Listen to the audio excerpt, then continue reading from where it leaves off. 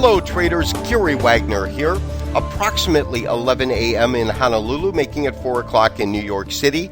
It is a leap year, leap day, the 29th day of February 2012 on Wednesday, and this is the daily report for gold and silver. My God, what a day, what a sell-off. Through this report, I will try to not only make some sense of what we're seeing in the marketplace, but plot pivots and the next possible moves. Of course, all traders, we have officially pulled profit stops that were sitting below 1706 were absolutely hit. As you see, this market currently trading well under 1700 at about 1695, 1696. We are looking at a daily chart, and on this daily chart, of course, you can see this phenomenal and drastic move down.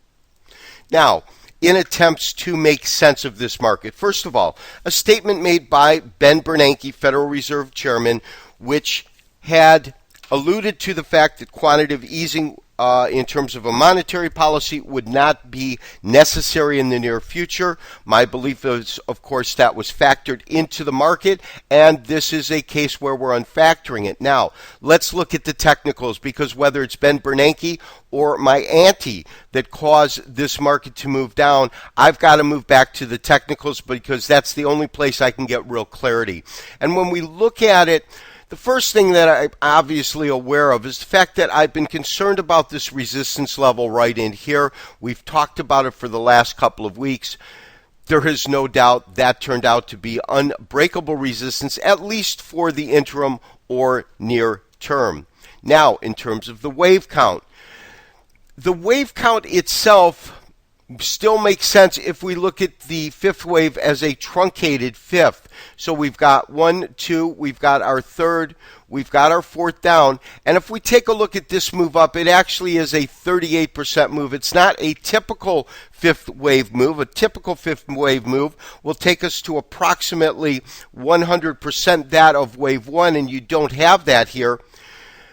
But it could still be construed as what's called a truncated fifth. Now, what would that mean if, in fact, we're looking at a truncated fifth? Well, if we consider our move 4 to 5, then what we're probably going to be seeing is this now is the completion of our first wave, interim wave 1.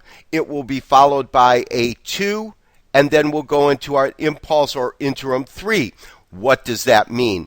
Well, what that means is that this structure that we're seeing here, and this is an aberration, to see this kind of a move in the market, traders, honestly, I'm going to want a day or so to make sense of it, look at the different numbers, and ascertain our best course of action. Of course, we're flat in the market right now. We've pulled profits on everything. However, the way that I look at it is this. If we do a standard Fibonacci retracement, now that we've got a beginning and an end, meaning this is wave 1, it begins here and it ends here. What that's going to allow us to do is to be able to actually plot out the potential bottoms in the market and look for really where we think this market should pivot at. And so to do that, I've simply pulled up a Fibonacci retracement, and the first thing that we can see when we do that, of course, is we have already gone in this one-day move. We have dropped 38% to that gain, as you can see right here, 1688, and that actually touches the bottom. What does that mean? Well, we could see a couple of different scenarios, and that's why, honestly, I need a day to really take a deep look at it. But what we could see is an A, a B, and a C, something like this. We could have a flat bottom. There's a couple of different possibilities, but typically, wave 2 of the corrective waves, you're shooting at either 50%, 1657, or 61%, which is 1628. Those are the two places that you're really going to want to take a look at if the market continues lower. This type of a move is such a drastic move, and it happens so quickly that, as I said, we've pulled profits. We left a lot on the table. There's no doubt about that. We don't have a crystal ball. That's why we trade with stops. We got in at 1580. I'm comfortable with that. Am I comfortable getting out at 1706 after seeing the market, as I thought, making a pull to 1800? No. But the market does what the market's going to do, and we simply have to act accordingly to maximize profits where there's profits, to minimize losses where there's losses.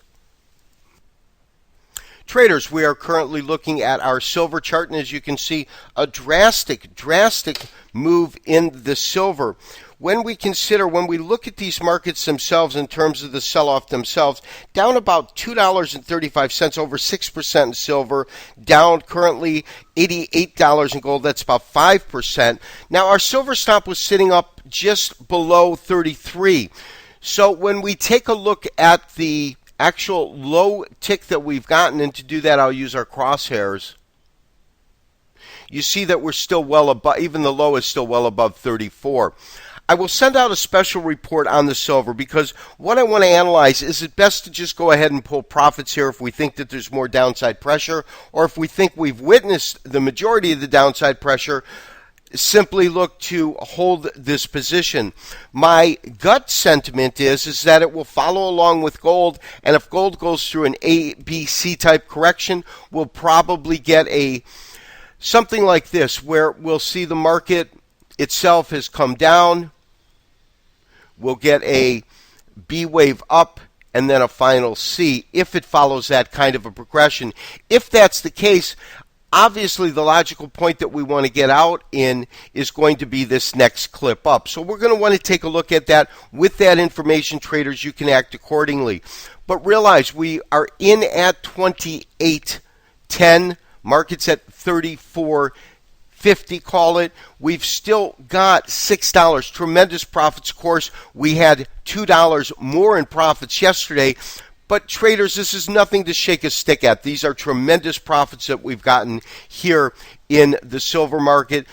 And like all good trades, there is a time that it's proper to exit. And obviously in gold, we got stopped out. Great profit, but we could have had more. I'm still more than satisfied with it for the first trade of the day, or of the year, excuse me. I'm still absolutely baffled, to be honest, to see this kind of a sell-off this brutal in one day.